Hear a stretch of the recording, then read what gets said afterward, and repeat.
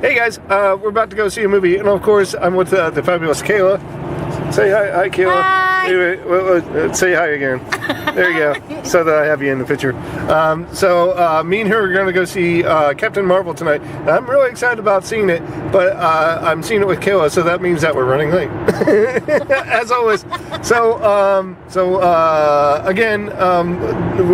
just going to give you a really quick intro, and then in just a few seconds, I'll be right back to let you guys know what we thought about the movie.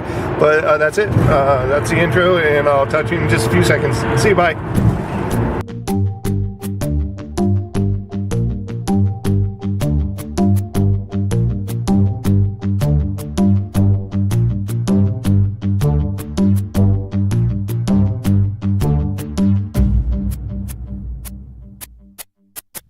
Hey guys, I just got done watching the movie.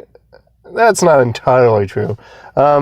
I could kind of tell that Kayla didn't really care about being in my video, so I drove home, and now I'm sitting in my driveway. But I did want to share some of my thoughts I had about this movie, and prepare yourself. It might not be exactly what you want to hear. It's going to be a little grim. It wasn't the greatest movie in the world. And these are the reason whys. First off, it was starring Brie Larson as Captain Marvel. We had Samuel L. Jackson reprising his role as Nick Fury. Then we had Jude Law and Annette Bening playing the Supreme Intelligence. And the plot basically is that you had two different alien political factions, one being the Skrulls, one being the Kree. The Skrulls are kind of like a warlike race who were after this mysterious object that was found on Earth that will enable them to have faster than light speed. And the Kree are obviously the other side of that coin, and they're trying to prevent them from getting that. And then you have Captain Marvel stuck in the middle. So here's a few of the problems I have, and let me go ahead and illustrate it with an analogy. First off, in the very beginning, in the very first few scenes, we meet Jude Law and Brie Larson's character, Captain Marvel, or her civilian identity is, I think, Ver as a Kree and Carol Danvers as a human. But they are training together, and they're sparring together, they're having a fight. And I've seen a ton of movies where there's fights in them. One of my favorites is, of course, The Matrix. And in The Matrix, never once, it's fantastic in science fiction, but I still believed in that fight. I still believed that they were fighting. In fact, I heard trivia that the dojo scene, both Lawrence Fishburne and Keanu Reeves just beat the crap out of each other and bruised themselves and stuff like that, just to be more authentic. I never once bought this fight scene. It just seemed like a well choreographed dance. And unfortunately, that's kind of my analogy for the movie. This Brie Larson character was giving a ton of beats to kind of try to pull off. Like they gave her snarky lines, and they gave her moments where she was supposed to be emotional, and she acted those parts out. But I never went past the point where I didn't see her as an actor trying to do that part. I just didn't buy it. There was one scene where she goes back to Earth and she meets up with her friend who thought Carol Danvers had died in an accident. So there's a whole scene where they sit down and her friend's explaining to her how emotional this was to see her again, her dead friend, come back into her life. And I saw that like spontaneous emotion kind of wash over her face, and it was, it wasn't fantastic, but it was believable. And I believed in that character. She had this great moment where I felt for that character. I never had that moment with Brie Larson's character at all. As far as Samuel L. Jackson goes, I love him in the Nick Fury role. But again, he wasn't given a lot to do. I just rewatched the Avengers movie, and in the very opening scenes, you see him jump from a falling helicopter and like land in a somersault and like roll onto his feet with his gun out and ready to fire, and he like starts shooting. That's super spy level crap right there.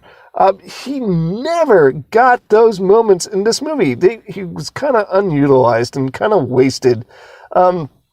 So, yeah, acting. I just didn't buy Brie Larson in that role at all. As far as the plot goes, I really didn't enjoy the plot all that much either. I gave you a basic outline of the plot. There were just some things that just didn't work for me. Like, for instance, about midway into the movie, they find themselves on an Air Force base, and when they're on this Air Force base, they encounter this cat. And this cat is acting really peculiar. And in my head, I'm thinking, yeah, this cat's there's gonna be some kind of like payoff later on in the movie with this cat. And yeah, there was. And when we get it, I don't know. I was kind of left scratching my head and thinking to myself, that's it? Oh man, seriously? It was like a moment that was more for a different movie. It looked more like a scene out of like Men in Black than it did a Marvel movie, and I just didn't like it at all.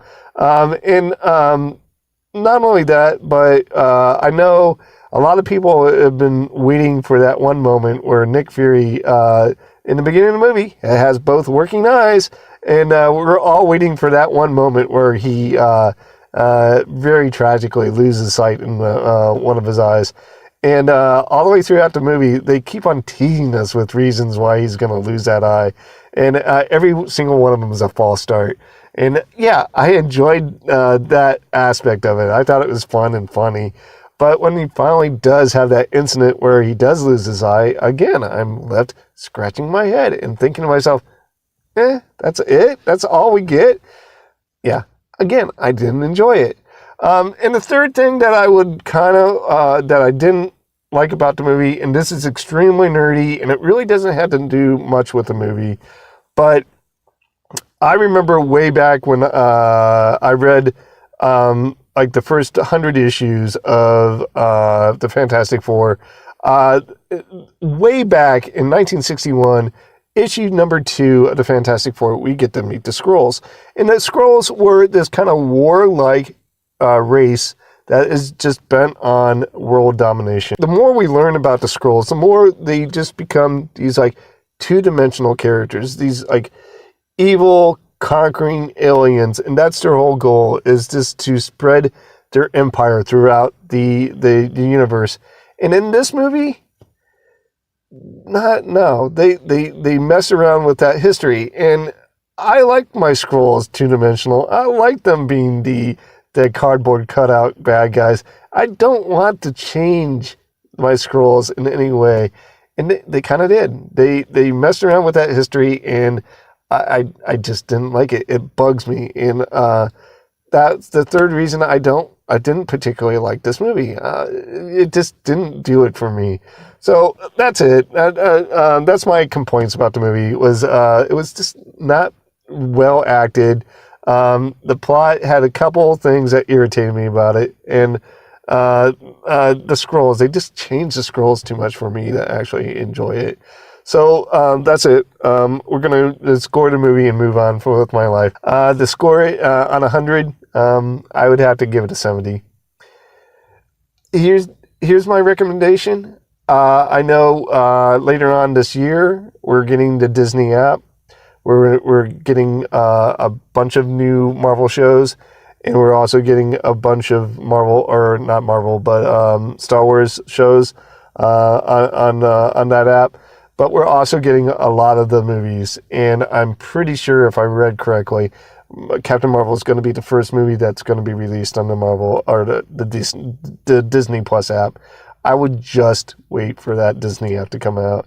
It's not really worth your time. Just save your money to go see a really good movie, or at least I theorize, I hope, the Avengers Endgame. So that's it, guys. Unfortunately, I hate to be a bummer, but 70% is for Captain Marvel. The next movie that I'll probably be reviewing, I don't know, the drive-in should be opening up mid-April. The Marvel Endgame is coming out April 28th, I think. But in any way, it's coming out at the end of April. So I might be able to get a movie in there before that. If not, I'll see you for Avengers Endgame. So once again, I'm not really all that interested in subscriptions, so please don't subscribe. But what I'm worried about, I would really like to have a conversation about these movies I review. So please comment. And that's it. I'm out of here. Once again, I do want to wish you guys peace. Matane. I'll see you guys later, and goodbye.